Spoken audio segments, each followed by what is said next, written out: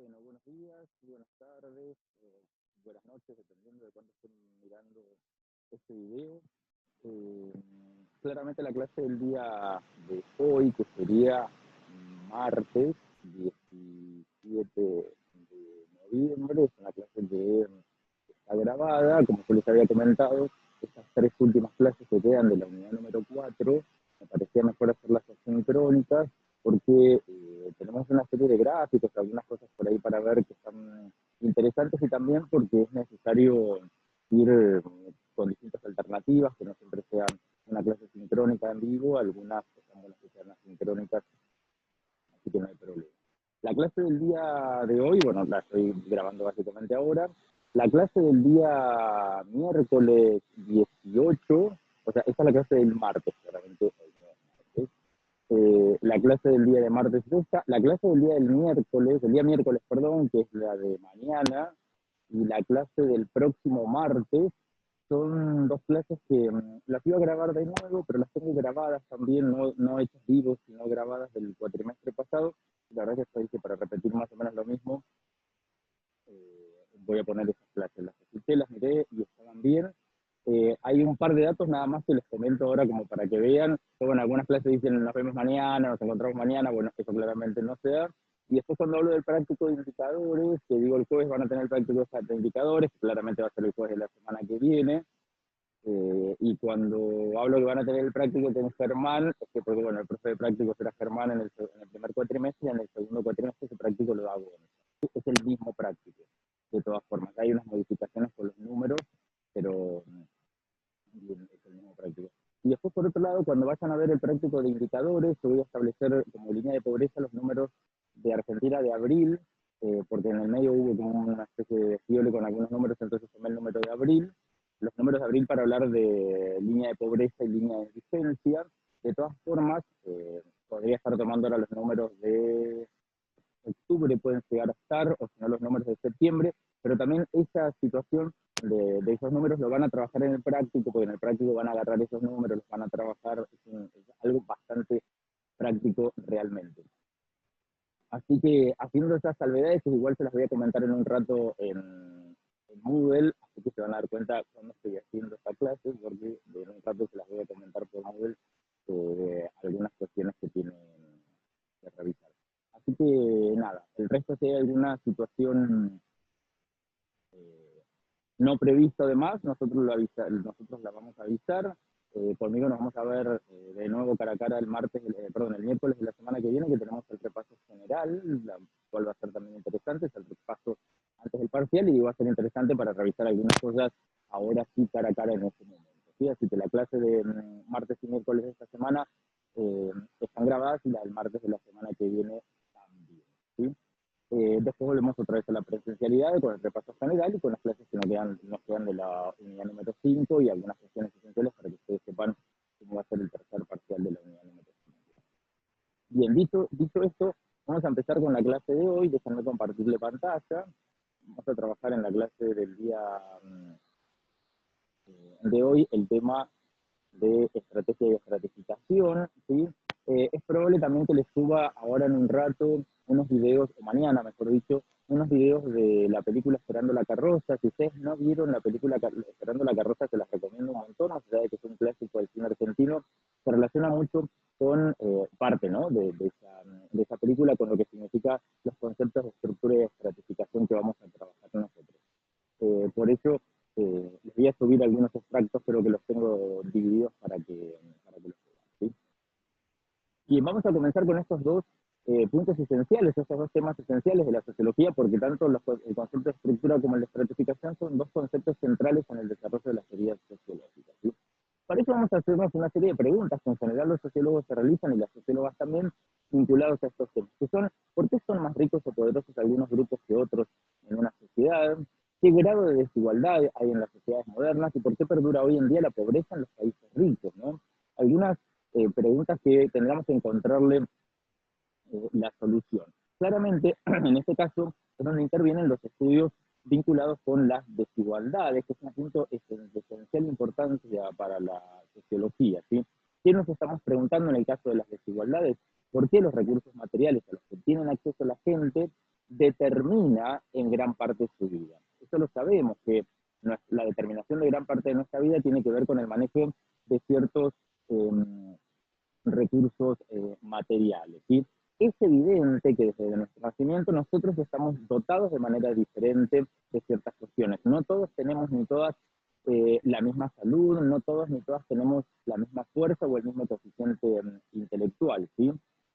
Pero esas diferencias incluso no nos aportan mucho en lo que tiene que ver con el análisis de las desigualdades. Y lo que interesa conocer es hasta qué punto, e incluso también de qué manera, se asocian esas diferencias individuales con las desigualdades sociales, que sí son el objeto de la estratificación, y la estratificación está presente en cualquier estructura social, ¿sí?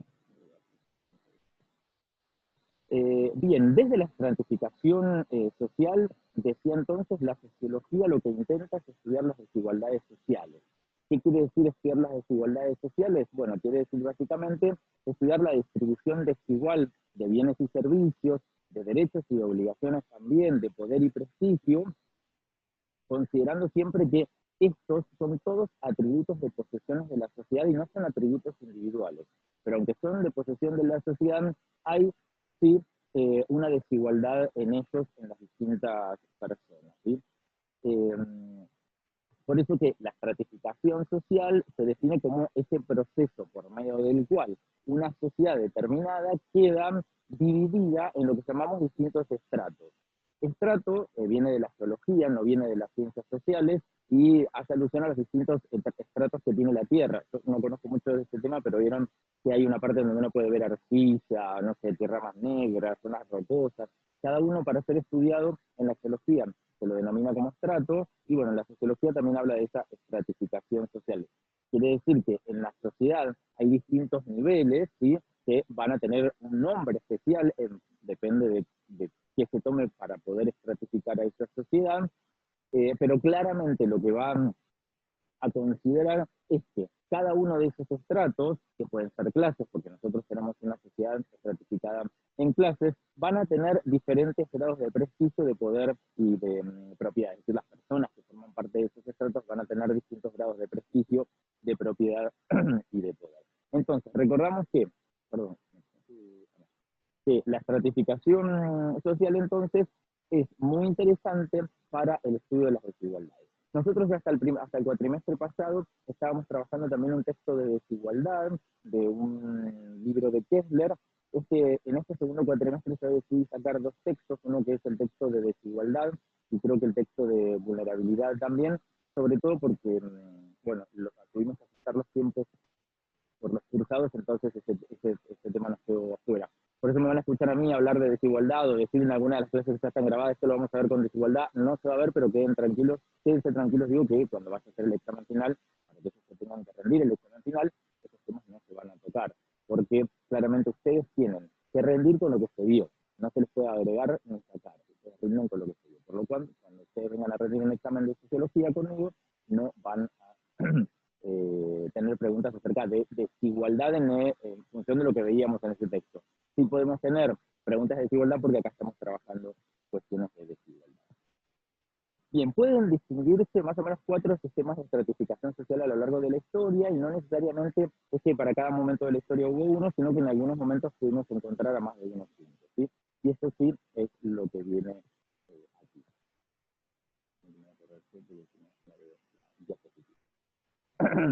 Bien, ¿cuáles son estos los que están ahí? Esclavitud, casta, Estado, estamento y clase. De esto nosotros hemos hablado en las clases de la unidad número 1 y también algo cuando vimos en la unidad número 2.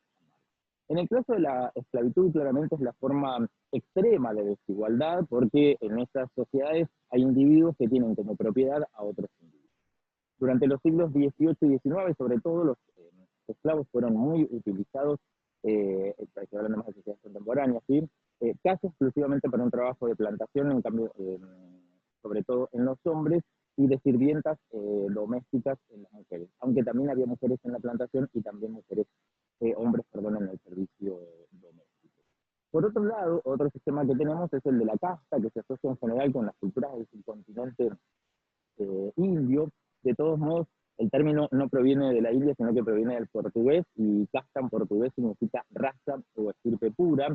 La casta es una modalidad de estratificación social en donde las personas que pertenecen a cada una de esas castas tienen la característica de no poder acceder a la movilidad entre castas. Si yo nací en una casta X, voy a morir en otro lado, y eso lo trabajamos bastante, el hecho de la presencia de los estamentos o de los estados, que son producto de ese tránsito, esa época de transición entre el medioevo y la modernidad en las sociedades europeas occidentales. Y bueno, claramente formaron parte del feudalismo europeo y post-feudalismo, pero se extendieron a muchas civilizaciones tradicionales. Una de las características que comienzan a tener los estados es que son esta primera organización, de esta primera estratificación moderna que apela a la posibilidad de la movilidad social.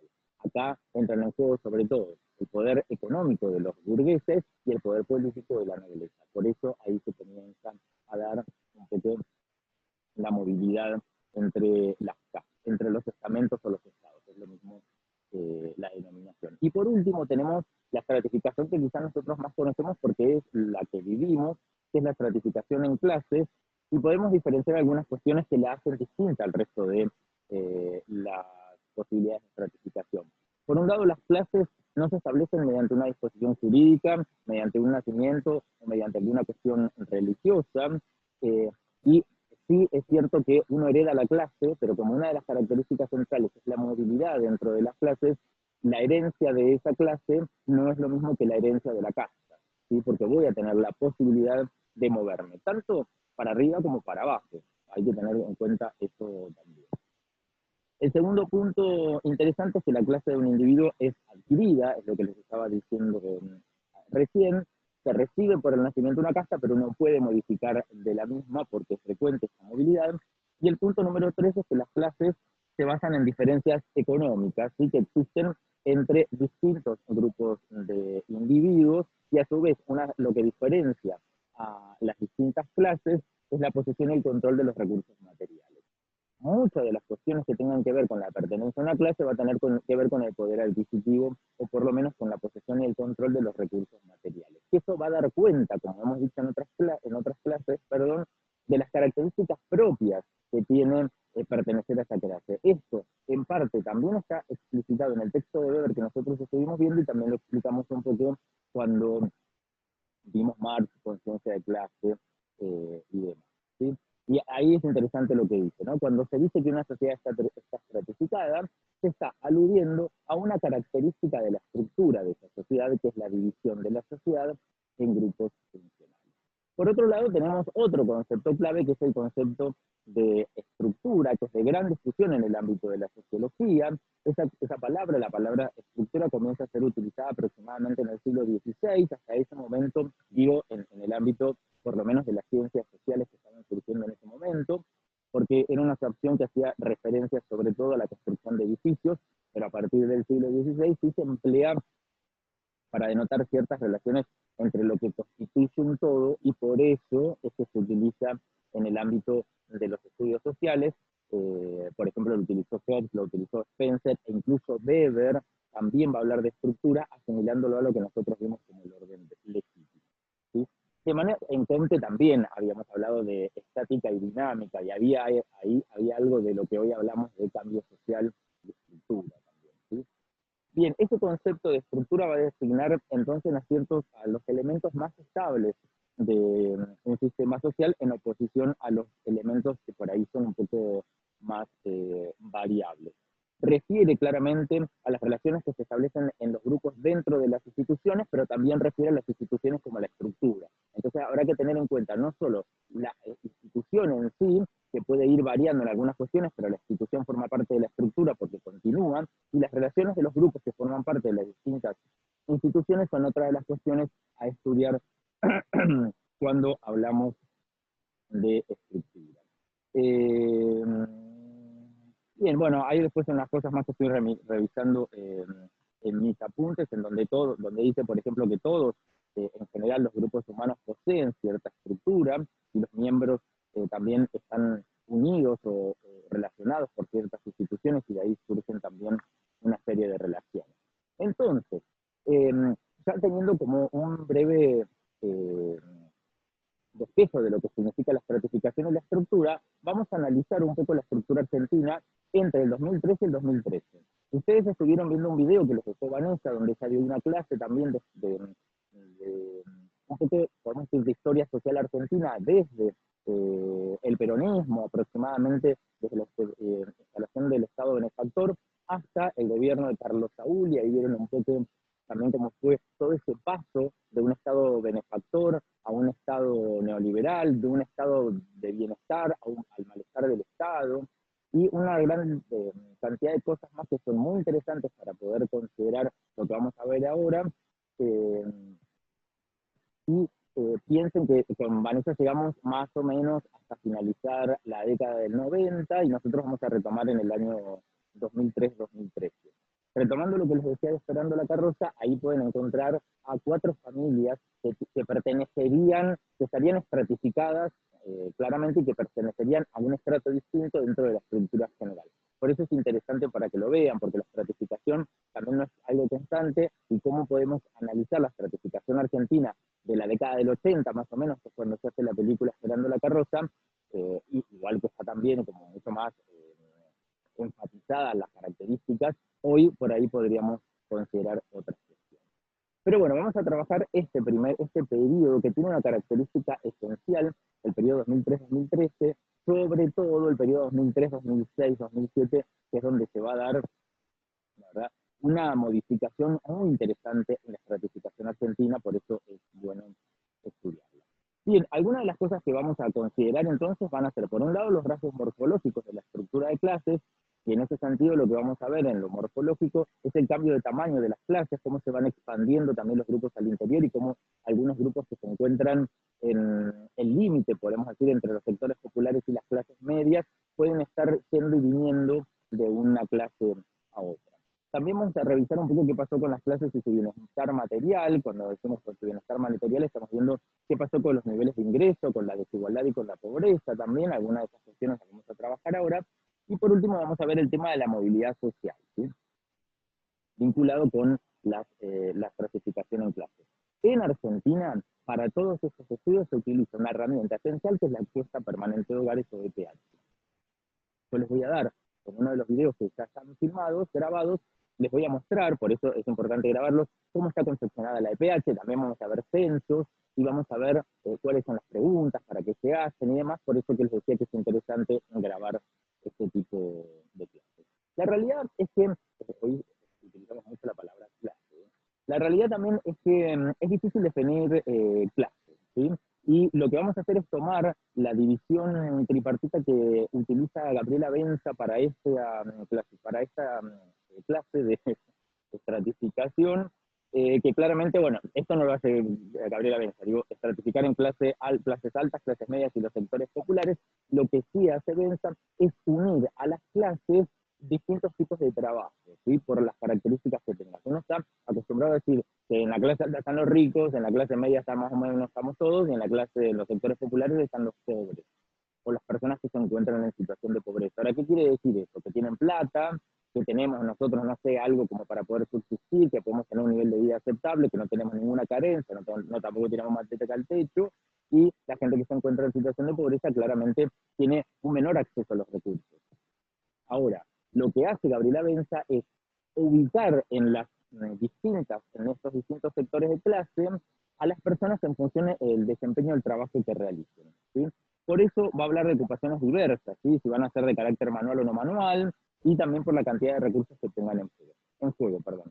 No sé si lo van a ver muy bien ahí, pero si no me comentarán. Igual es algo que lo tiene la figura 1 que ustedes tienen en la bibliografía, como para que vean la clasificación de ocupaciones en clase, para hablarlo así, que también es súper interesante hacer este análisis, por eso decidimos poner este texto de Gabriela Benza, ¿sí? Ahí vamos a encontrar, por ejemplo, que en las clases altas, me voy a poner los lentes porque esto no lo veo yo, en las clases altas tenemos, por ejemplo, a dueños y directivos de empresas grandes y medianas que tengan como mínimo 6 empleados, y a funcionarios públicos de alto rango. La clase alta es como muy pequeña en ese sentido, pero sí lo que tienen es una concentración de recursos muy, muy grande. Las clases medias, en general nuestro país se caracterizó por ser uno de los países en avanzada con esto de una clase media muy generalizada, salvo en la década del 90, que hubo una tendencia a la polarización de clase en alta y baja, que es una situación un poco más habitual en el resto de los países de Latinoamérica, que está sacando Chile por ahí, pero uno está en Paraguay, en Perú, en Colombia, en algunos otros países más, no conozco otros, bueno, no sé, sí, bueno, en México también hay una polarización muy interesante. Argentina se caracterizó siempre por tener una expansión considerable de la clase media. En la clase media, por ejemplo, vamos a tener también a dueños de pequeñas empresas, pero hasta 5 empleados en este caso. En lo que respecta, bueno, y vamos a tener profesionales técnicos y jefes y trabajadores no manuales de rutina. Ustedes pueden encontrar cuáles son cada uno de ellos. Y por otro lado, en los sectores populares tenemos a los trabajadores manuales calificados y a los trabajadores manuales no calificados y marginales, en donde van a estar claramente los obreros no calificados en la manufactura y en la construcción, recolectores de basuras, vigilantes, a ciertas personas en relación de dependencia, eh, trabajadores de los servicios domésticos, bueno, y demás. Ahí, como pueden ver, lo que hace Gabriela Benza es establecer una división de las personas en cuanto a su pertenencia de clase en función al tipo de trabajo que realizan, lo cual es algo interesante para analizar. Y algunas de estas cosas las van a ver ustedes en el práctico, claramente. Voy a volver a esta porque seguimos trabajando en estos puntos de acá abajo, que son los rasgos morfológicos, el bienestar material y la movilidad. ¿Sí? Si no recuerdo. Bueno, entre los años 2003, o a partir del año 2003, se va a dar una acentuada creación de puestos de trabajo. Que esto viene como parte de una reactivación económica después de lo que fue la crisis de fines del siglo XX y el inicio, ahí nomás del siglo XXI. Pero bueno, esta acentuada creación de puestos de trabajo hasta el año 2003 logró revertir un poco esta situación que se venía dando en la última década del siglo pasado, ¿sí? En particular, esa expansión en las ocupaciones se dio en el ámbito de la construcción, ¿sí? Claramente acá hay una situación para destacar, junto con lo que es también la industria manufacturera, que llama gente para trabajar, claramente en una distinción con el periodo anterior que había experimentado un desacelere de eso y que incluso expulsaba a trabajadores. ¿Sí? Bueno, esta situación de la creación de puestos de trabajo vinculados primero con la construcción, también con lo manufacturero y después incluso con los servicios, va a ser una constante entre el año 2003 y 2006, 2007, no más del 2007. Después entramos en un periodo un poco problemático. Ahora, lo bueno de esto es que la ampliación de los puestos de trabajo y la ampliación de esta situación hizo que el sistema de clases se vea un poco modificado, y lo vamos a ver en este cuadro, y vamos a analizar las diferencias que hay entre las clases entre el 2003, el 2006 y el 2013, que lo pueden ver, se los voy a dejar ahí para que lo vean. Claramente hay una tendencia en esta última parte, sobre todo en el inicio del siglo XXI, que pone el peso en las clases medias, algo que se había intentado en otros momentos también. ¿Sí? Y en efecto podemos observar ahí la expansión de los hogares de la clase media, que pasaron a ser del 42,7% en el año 2003 al 47,8% en el año 2013. Y miren cómo bajó también el porcentaje de la clase alta del 3,7% al 0,9%. ¿Sí? La transformación igual más importante entre este periodo del 2003 al 2013, en lo que respecta a la morfología de la estructura de clases, va a ocurrir sobre todo en los sectores populares. ¿Sí? Estos sectores claramente dan cuenta de un cambio en su composición muy significativo, que revirtió todo tipo de tendencia que se venía desde la etapa anterior. ¿Sí? Miren que mientras que los puestos calificados crecieron del 27,5 al 33,8 en el 2003 hasta el 2013, esto sí está impulsado por lo que yo les decía de la construcción y la industria y demás, que va hasta el 2006. En el caso de las posiciones no calificadas y las marginales también registraron una importante contracción, que pasaron del 26,1 al 17,6, es decir, tuvo mejores condiciones de trabajo, mejores trabajos, mejores ingresos y mayores posibilidades de ocupación, que hicieron que estos se hace una contracción, perdón, en aquellos lugares donde debería existir una contracción y una ampliación en aquellos lugares en donde era necesario lo mismo, ¿sí? Y claramente frenan este proceso de polarización que venía como muy marcado desde el periodo inmediatamente anterior.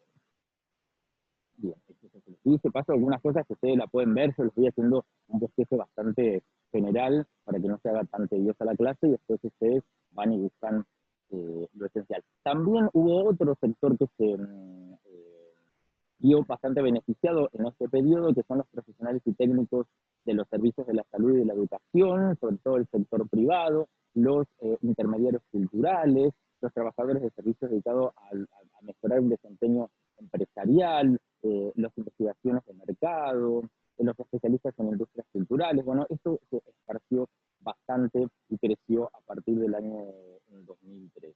Aparece también la posibilidad de poder dedicarle un tiempo a la educación superior, ¿sí? Hay cada vez más personas que pueden acceder a la educación universitaria, aunque no necesariamente el acceso a la educación universitaria se transforme en una garantía para conseguir trabajo, ¿sí?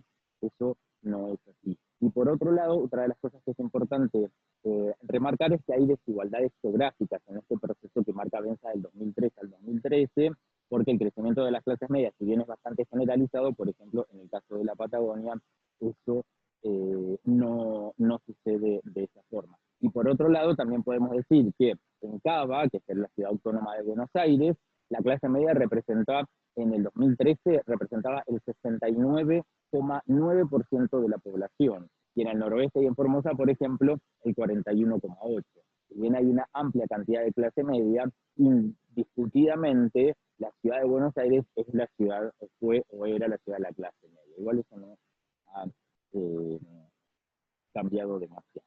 Bien, la morfología aquí fue mutando claramente. En cuanto a los ingresos, que era el otro punto que teníamos nosotros, esta gran expansión también generó una recuperación en la remuneración que siguió luego de la crisis del 2001, y claramente esto lo que hace es ampliar el consumo. A mayor trabajo, mayor ingreso, a mayor ingreso, mayor consumo, y a mayor consumo va a ser necesario mayor producción. Por eso se activa una maquinaria bastante sencilla para que se desarrolle, sobre todo en este caso, la clase media. Hay una reactivación económica y creación de puestos de campaña, de trabajo, perdón, que todo eso estuvo acompañado por una fuerte intervención estatal en materia, sobre todo, de regulación de las relaciones laborales, de cobertura ampliada en lo previsional, también en políticas sociales de transferencia de ingresos, en políticas también para el gasto, también aparece, bueno, esto lo voy a nombrar un poco más adelante, así que no se lo voy a nombrar ahora. Bueno, pero ¿quiénes han sido entonces los grupos involucrados en este proceso de ampliación de su capacidad adquisitiva? Bien, todos mejoraron en sus aspectos, pero los que se vieron más favorecidos a partir del inicio, desde 2003, fueron las clases populares. Las clases populares vieron aumentar sus ingresos en alrededor de un 77% considerando el año 2003 y el 2010. Las clases medias en su conjunto también fueron beneficiadas, pero su incremento fue menor, mientras que para los sectores populares fue del 77%, para las clases medias fue aproximadamente del 37%. Pero lo que vemos sí es una recuperación generalizada de los ingresos, que eso hizo también a la disminución de la pobreza, más allá de que para el año 2010, creo que era, todavía había un número de pobreza cercano al 40%. Lo que sí hubo, claramente, es una diferencia exponencial de los sueldos. O sea, ¿cuál es la diferencia entre un sueldo de un sector popular con uno de clase media, uno de clase media con uno de clase alta, o uno del sector popular con el de clase alta? Bien, si en el 2003, vamos a ver cómo era esto, con una reducción de distancia que separa los hogares bien, populares del resto, tomando como base los hogares populares. Si en el año 2003 el ingreso era promedio 2,4 y 7,7 más reducido que la clase media y la clase alta, es decir, el sector popular poseía un ingreso 2,4 menor que la clase media y 7,7 menor que la clase alta. Para el año 2010, ese 2,4 baja a 1,8 y el 7,7 baja a 5,3, lo cual da cuenta de que esto no fue solo un logro de dar más puestos de trabajo, sino que también hubo una redistribución del ingreso muy importante de la mano del Estado en ese momento. Por eso también es que se lo reconoce tanto al gobierno de Néstor Kirchner. En este caso, oposición y oficialismo están de acuerdo. Incluso ustedes van a leer Salvia, que Salvia tiene una postura muy crítica hacia el gobierno de Néstor Kirchner, pero en esto hace una diferencia. Sí, claramente va a hablar, como yo lo voy a comentar en la clase, de lo que fue la intervención de la Oficina de Comercio, con Moreno y demás. Esas cosas también las vamos a ver. Y otra cosa esencial que también tuvo que ver con el mejoramiento de las condiciones salariales fue con la asignación universal por IFE, que la comenzaron a implementar a partir del año 2013. Esto lo que hizo también, todo este proceso fue ir una reducción de las desigualdades, perdón, dentro de los diferentes grupos. Al interior de los grupos eso también ocurría, ¿sí? Y con respecto, por último punto, al tema de la movilidad, con respecto al tema de la movilidad, lo que hay que decir es que en el periodo este 2013, durante un tiempo, la línea divisoria, por ejemplo, entre las clases populares y los sectores, perdón, entre las clases medias y los sectores populares, se vio como un poco desdibujada o borrada. Si nosotros volvemos acá, vean que los trabajadores de comercio, los vendedores de comercialización directa, indirecta o viajantes, que son los que se encuentran por debajo en la clase media, y los que se encuentran por encima de los sectores populares son los trabajadores manuales calificados. Muchos de estos asalariados calificados lograron obtener un sueldo o una retribución incluso mayor que la de los trabajadores de comercio, es decir, de los trabajadores no manuales de rutina. Por eso que aquí hubo un movimiento constante, producto también del mejoramiento en los ingresos en ese momento. Por eso esta línea, que yo lo estoy marcando con el mouse, que no sé si está viendo, esta línea que existiría aquí se fue desdibujando un poco, producto de esa política de expansión de la clase media. Bien, para finalizar, yo les puse un breve resumen en 2 diapositivas, que se los leo, que dice la tendencia que se registraron en materia económica y social a lo largo del periodo 2003-2013, dejaron su impronta sobre la estructura de clases, en especial hay signos de que en esta etapa se revirtieron en cierta medida los altos niveles de fragmentación y desigualdad entre clases, que fueron característicos de la última década del siglo XX, y así lo sugieren las evidencias sobre los cambios en la morfología de las leyes y en sus niveles de bienestar. La morfología de las clases, perdón, me parecía de ley. Y por último, el análisis de los ingresos desde 2003 sugiere una reducción de la desigualdad entre clases, como podemos ver a lo largo de la clase, y en efecto la recuperación de los ingresos benefició a todas las clases, pero más a los populares, a los sectores populares, por lo cual se redujeron las distancias que las separan del resto, que lo vimos con también números. Hubo, por cierto, desempeños diferentes en cada clase, se destacan de nuevo las trayectorias de los grupos ubicados en la parte intermedia de la estructura, los trabajadores de menor nivel de clase media y los manuales calificados de sectores populares, ambos con ingresos similares a lo largo de todo el periodo. Es lo que dice últimamente de esa línea que estaba un poco rara para establecer una división. Bueno, por ahora terminamos esta clase de estructura y estratificación. Lean el texto de Gutiérrez y el texto de Benza, esos 2 textos. Mañana vamos a trabajar pobreza. También la clase de mañana es muy cortita el video porque solamente les voy a hablar de lo bolo, que es el texto que ustedes tienen de pobreza, y la clase del martes de la semana que viene es con el texto de Agustín Salvia acerca de indicadores. Eso es un poco más potente y ahí tienen más cuestiones para ver. La de el texto de mañana es sencilla y no va a tener ningún inconveniente. Cualquier cosa les recuerdo que me encuentro siempre los miércoles a partir de las 9 de la mañana. Si necesitan consulta, me envían un mensaje y acordamos para encontrarnos sin ningún tipo de problemas. Cualquier consulta también la pueden hacer por medio del foro que tenemos habilitado, en este caso para la unidad número 4. Y como digo siempre, a seguir cuidándonos, que esto no terminó y la salida también está en cuidarnos entre todos. Bien, muchas gracias por haber estado.